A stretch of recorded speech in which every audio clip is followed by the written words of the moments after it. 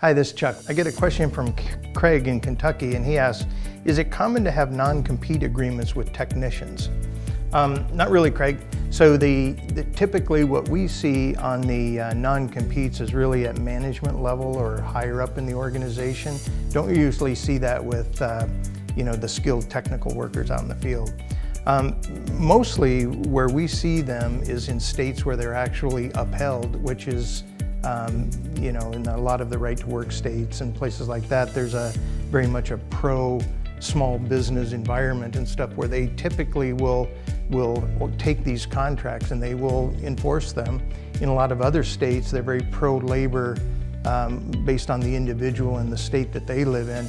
Those contracts aren't worth anything really. It's not even worth your time to do it because they're never upheld. So we recommend, rather than a non-compete for that type of employee, is to really take a look at a non-solicitation agreement.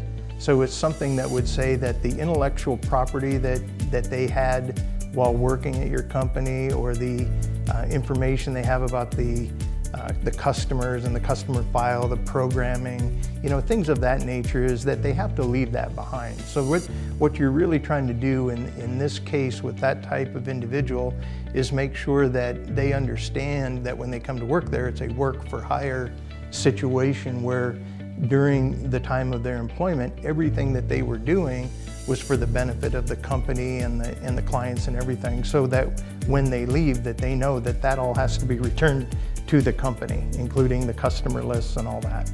So that's a really good thing.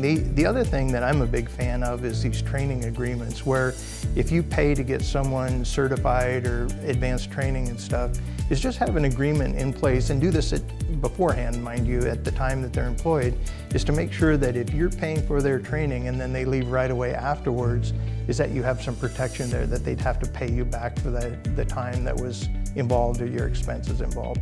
But that's about the best you can do.